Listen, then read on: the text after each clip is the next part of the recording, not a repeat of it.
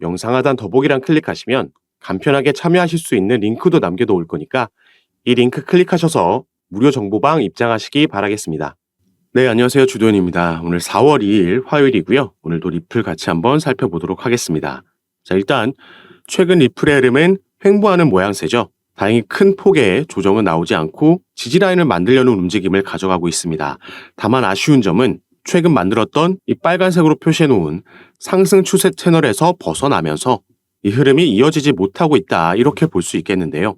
자, 최근 나온 기사를 보시면 리플이 매도세와 규제 리스크에 상승 모멘텀을 찾지 못하고 있다 나와 있습니다. 자, 밑에 내용도 함께 보실 건데, 자, 암호화폐 전문 매체 코인텔레그래프는 2024년 세 차례의 금리 인하에 대한 기대감 감소와 지속적인 고래 유통으로 인해서 암호화폐 시장 전반이 하락하면서 XRP 가격도 약세를 보이고 있다 진단했습니다.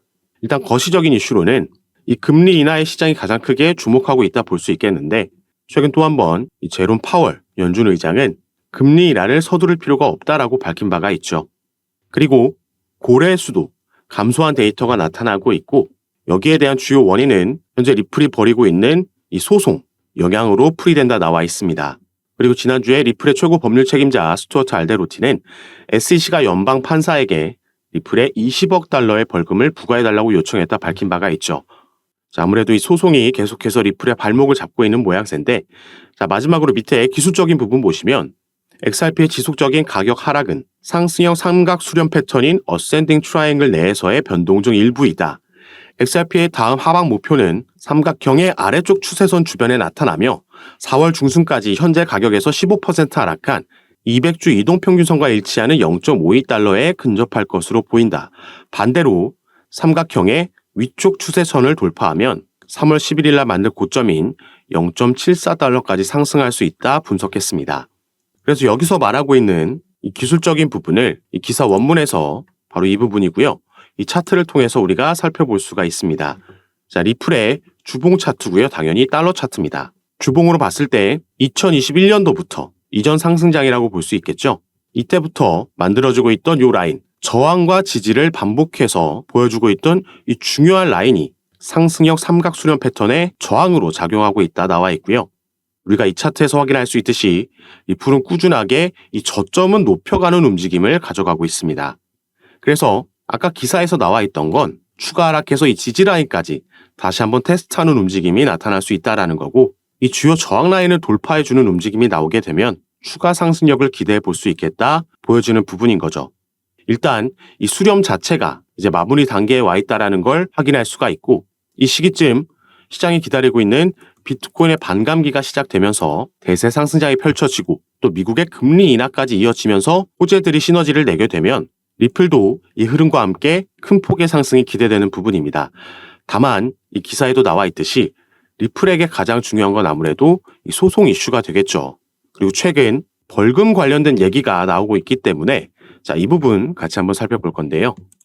자, 이제 벌금 합의 관련해서 SEC와 리플이 이 관련 서류들이 오가는 스케줄이 진행 중입니다. 그리고 오늘 날짜로 이 SEC에서 제출한 자료가 공개가 된 건데요. 자, 이 자료가 200페이지가 넘는 어마어마한 자료이기 때문에 일단 중요한 핵심 포인트만 말씀드리자면, 어제 공개됐던 그 벌금의 액수, SEC 측에서 요구한 벌금의 액수는 20억 달러였습니다. 이렇게 공개가 됐는데, 자, 정확하게 문서에 나와 있는 벌금의 액수는 19.5억 달러라는 게 확인이 됐고, 이 안에서 일단 환수금, 이 벌금 자체가 기관 투자자들에게 판매된 거기에서 이득을 취한 환수금 8.7억, 이 부분도 사실 이전에는 7억 달러 수준이었는데 기소 이후에도 계속해서 판매가 진행됐기 때문에 8.7억이라고 SEC에서 계산을 해놨고, 여기에 대한 이자 1.9억, 그리고 민사 벌금 8.7억까지 합해서 대략적으로 20억이 조금 안 되는 벌금을 요구한 겁니다. 그리고 여기에 대해서 어제 날짜로 리플 진영의 법률 최고 책임자 이 스튜어트 알데로티가 뭐라고 본인의 SNS 계정에 올렸는지 간략하게 먼저 살펴볼 건데요. 자, as you will see when the SEC brief is made public tomorrow. 내일 공개되면 여러분들도 보게 되겠지만 they asked the judge for 2 billion in fines and penalties. 2 billion이라는 벌금을 법원에 요청했다. 판사에게 요청했다 나와 있고, 자, 쭉 이어집니다. Our response will be filed next month. 다음 달에 우리의 답변서가 제출되겠지만 But as we all have seen time and again, 우리가 계속해서 지켜봐 왔듯이 This is a regulator that trades in statements that are false, mischaracterized, and designed to mislead. 이 규제 기관은 허위 사실을 얘기하고 왜곡하며 오해할 수 있도록 발언한다 나와 있습니다. 그리고 The SEC remains bent on wanting to punish and intimidate Ripple and the industry at large. SEC는 지금 리플을 벌하고 위축시키려고 하고 있는데 이건 리플뿐만 아니라 크게 봤을 때는 이 시장 전체를 이렇게 하고 싶어 한다. 그리고 마지막에는 법원에서 이 구제 단계를 공평하게 진행할 거라고 믿는다. 이렇게 마무리를 했습니다. 자, 20억 달러 이 SEC에서 요구한 이 벌금 규모는 작년에 비해 무려 3배가 증가한 규모입니다. 자, 작년에 나온 기사죠. SEC가 당시에는 7.7억 달러를 요구했습니다. 당시에 우리나라 돈으로는 약 1조 원 벌금으로 요구를 한 거고 이번에 20억 달러로 올라간 거죠. 무려 3조를 지금 벌금으로 요구한 겁니다. 자, 그러면은 이 3조를 내면 리플과 SEC가 합의하고 소송 끝나는 거냐? 그게 아닙니다. 이건 합의금을 요구한 게 아니라 벌금을 요구한 겁니다. 그래서 다음 달에 리플의 입장을 밝히는 이 브리핑 자료를 제출할 거고 리플에서도 액수를 제시하겠죠. 여기에 대한 협의가 이루어지는 벌금인 거고요. 벌금 협의가 먼저 이루어지어야지 그 이후에 우리가 합의를 기대해 볼 수 있는 거겠죠. 다만 리플은 현재까지 알려진 바로는 이 소송을 진행하는데 2억 달러를 지출했다 알려져 있습니다. 그런데 당연히 우리가 이 법률 최고 책임자의 반응에서도 알 수 있듯이 절대 20억 달러를 내고 이 벌금 금액에 합의할 리가 만무하다 보여지는 거죠. 작년에 7.7억 달러라는 이 액수의 벌금을 요구했을 때도 터무니없는 금액이다 말씀드린 바가 있습니다. 실제로 SEC가 암호화폐 기업들과 이런 소송을 통해서 벌금 협의를 벌인 케이스들이 몇몇 있는데 이 정도의 큰 규모로 벌금을 받아냈던 적도 없고 지금 20억 달러는 정말 말도 안 되는 터무니없는 수치다 보여지는 거죠. 일단 이 부분은 무조건 이 금액을 내야 된다라는 게 아니라는 점, SEC가 일방적으로 요구한 금액이라는 점 먼저 말씀을 드리겠고요. 자, 중요한 건 아까 리플의 법률 최고 책임자가 얘기했듯이 자, 이 부분인데 SEC는 3월 22일까지 본인들의 브리핑 자료 제출을 했고 어제 3월 25일 날 양측이 만나서 어느 부분을 가리고 어느 부분을 공개할지 수정할 건 어느 게 있는지 이런 미팅을 가졌던 거고 여기서 이제 서류를 보면서 벌금 액수를 확인했던 거죠. 자, 그리고 이 서류는 내일 공개가 될 예정입니다. 그리고 여기에 대해서 리플도 이제 리플의 입장을 서류로 브리핑 자료로 제출하게 되고 그 날짜는 4월 22일이 되겠습니다. 그래서 SEC 때와 마찬가지로 이 날짜에 4월 22일 날 리플이 비공개로 먼저 법원에 이 서류를 제출하게 되고요. 다음 날 4월 23일 날 양측이 또 만나서 어제 있었던 미팅 과정을 거치고 이 서류가 공개되는 건 4월 24일이 되겠습니다.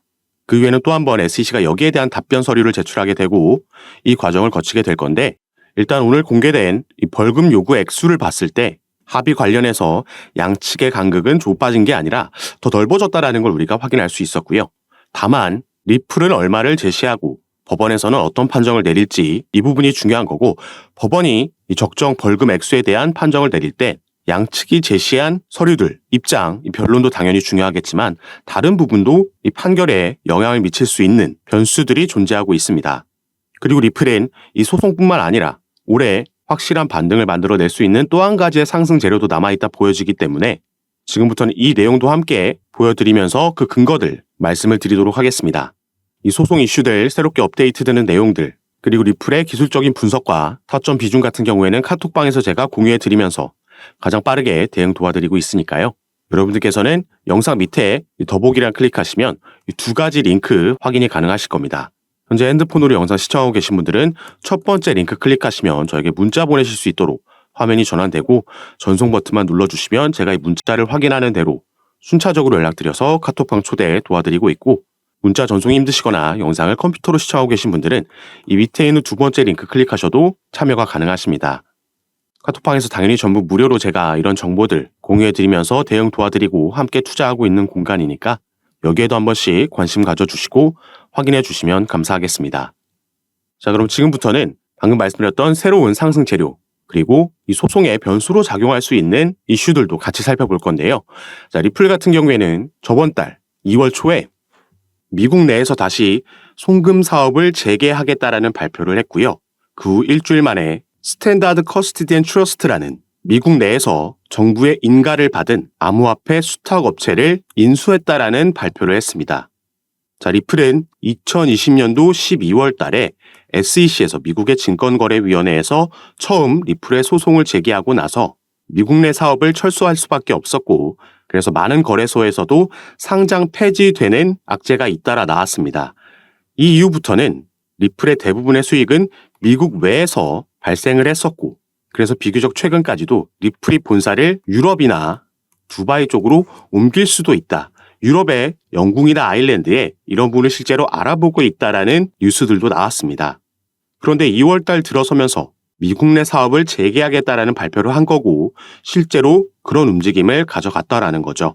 자, 그러면은 리플이 왜 이 시점에서 어떤 걸 믿고 다시 미국으로 돌아와서 사업을 재개하려는 건지, 이 부분이 오늘 말씀드릴 중요 포인트가 되겠습니다. 자, 리플 관련해서 최근 이런 소식이 전해졌습니다. 코인리스를 비롯한 국내 매체에서는 크게 다뤄지지 않았기 때문에, 속보로도 전달되지 않았기 때문에 모르시는 분들이 많으신데, 자, 코인베이스라는 미국의 암호화폐 거래소에 리플이 이 선물 시장에 새롭게 상장이 됐습니다.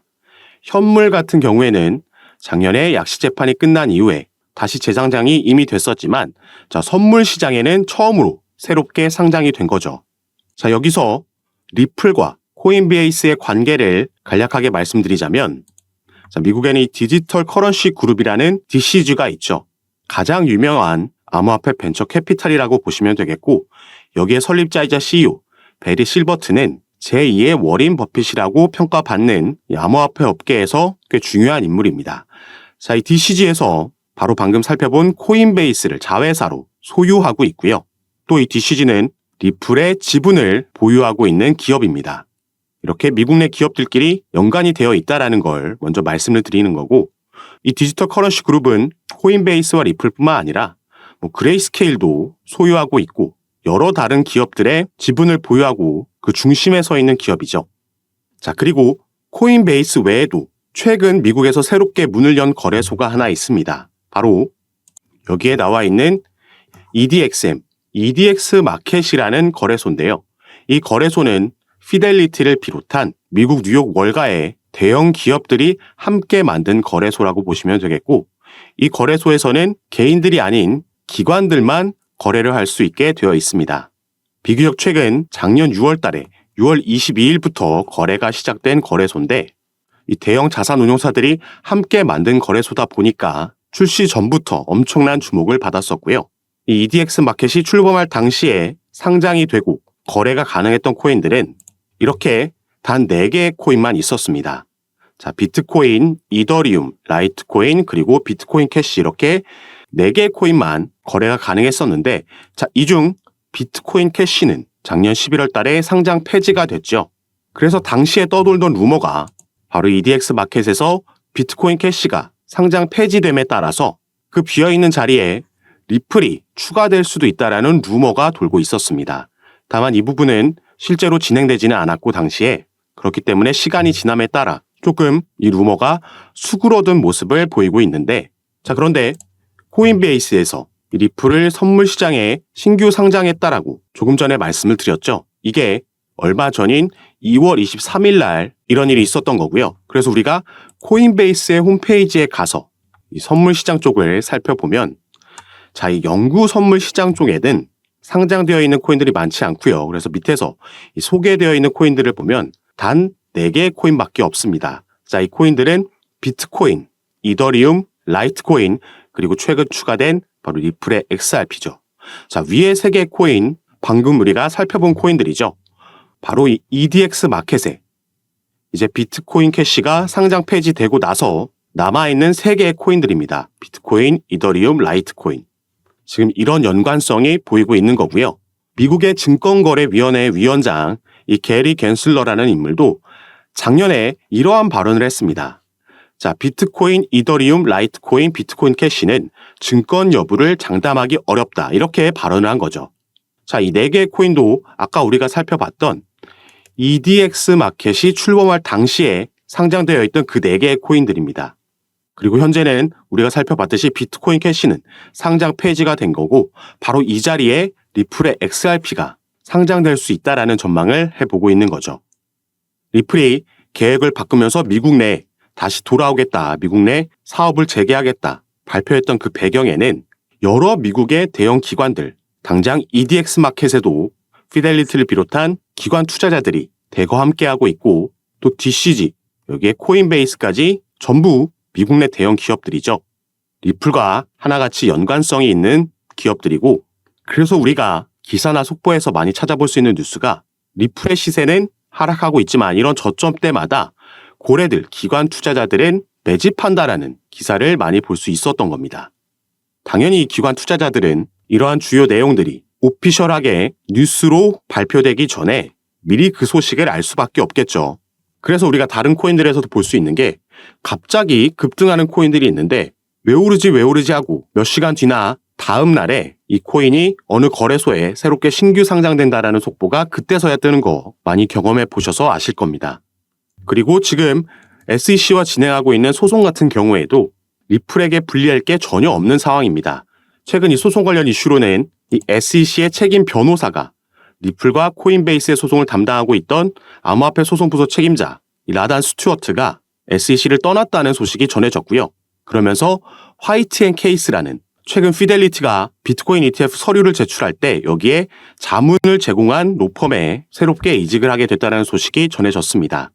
그리고 직접적으로 SEC와 리플이 벌이고 있는 소송 외에도 제가 이전 영상들에서 말씀드렸던 지금 SEC 내에서 진행되고 있는 이 조사 결과에 따라서, 이 조사라는 건 2021년도에 인파워 오버사이트가 SEC를 상대로 소송을 제기했던 전직 SEC 관리들이 리플과 XRP에 대한 편견을 가지고 있다는 주장, 여기에 대한 조사가 진행되고 있는 거고요.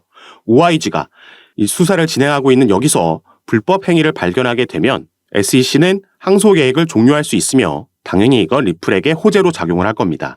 이것뿐만 아니라 함께 진행되고 있는 SEC와 코인베이스의 소송에서 코인베이스는 현재 SEC가 미국 암호화폐 거래소를 규제할 법적 권한이 없다라고 주장하면서 기각 신청서 모션 투 디스미스를 제기를 한 상황입니다. 그리고 이 부분은 언제든지 법원 판결이 지금 나올 수 있는 상황인 거죠. 이 소송을 관장하고 있는 판사는 이미 양측의 구두 변론까지 다 들은 상황입니다. 이 두 가지 변수 모두 리플에게 긍정적으로 작용할 수 있는 부분이고, 또 올해는 미 대선까지 있기 때문에 이 이후에는 SEC 위원장 게리 갠슬러는 상당히 높은 확률로 교체될 가능성이 있다라고 보여주고 있죠. 그리고 오늘 중점적으로 살펴본 이 EDXM 상장 이슈도 어마어마한 호재로 작용할 수 있습니다. 그래서 이 당시에 작년 6월 달에 EDX 마켓이 출범됐을 때 여기에 상장돼 있던 4개의 코인 당연히 엄청난 상승력 보여줬고요. 지금은 상장 폐지됐지만 이 4개의 코인 중 하나였던 비트코인 캐시는 단기간 안에 무려 이 당시에 200% 상승하는 모습을 보여줬습니다. 자, 리플이 만약에 여기에 상장되게 되면 당연히 비트코인 캐시보다 코인 시장에서는 시장의 주목을 많이 받고 상징적인 코인이기 때문에 지금은 우리가 상상도 할 수 없는 급등하는 모양새도 충분히 나올 수 있다 보여지는 부분이죠. 그래서 제가 당연히 새롭게 나오는 소송 소식들도 카톡방에서 빠르게 전달해 드릴 거고, 이런 부분 제가 카톡방에서 전부 무료로 공유해 드리고 있으니까 여러분들께서도 이런 정보들 받아보시고 투자 판단에 참고하셔서 매매 진행하시면 더욱 좋을 것 같습니다. 그리고 카톡방에서는 오늘 살펴본 리플뿐만 아니라 다른 이슈가 있는 코인들 마찬가지로 상담 도와드리면서 타점과 비중을 공유해 드리고 함께 매매 진행하고 있으니까 여러분들께서도 이런 부분 받아보시면서 조금 더 전략적으로 안전하게 함께 투자하실 수 있었으면 좋겠습니다. 자, 카톡방에 참여하시는 방법은요. 영상 밑에 더보기란 클릭하시면 간편하게 참여하실 수 있게 제가 링크를 남겨놨습니다. 여러분께서 지금 영상을 핸드폰으로 시청하고 계시다면 가장 위에 있는 링크 클릭하시면 저에게 문자 보내실 수 있도록 자동으로 화면이 전환이 될 거고요. 여러분들께서는 전송 버튼만 눌러주시면 제가 이 문자를 확인하는 대로 순차적으로 연락드려서 카톡방 초대를 도와드릴 거고, 또 문자 전송이 힘드시거나 컴퓨터로 영상을 시청하고 계시다면 그 밑에 있는 링크로도 참여가 가능하십니다. 여러분께서 편하신 방식으로 연락 주셔서 제가 드리는 정보들 타점과 비중 받아보시면서 투자 판단에 참고하시고 매매 진행하시면 더욱 좋을 것 같습니다. 자, 그럼 오늘 내용이 여러분들께 도움이 되셨으면 하는 바람으로 영상 마무리하도록 할 거고요. 저는 다시 카톡방에서 여러분들 대응 도와드리고 상담 도와드리면서 찾아뵙도록 하겠습니다. 감사합니다.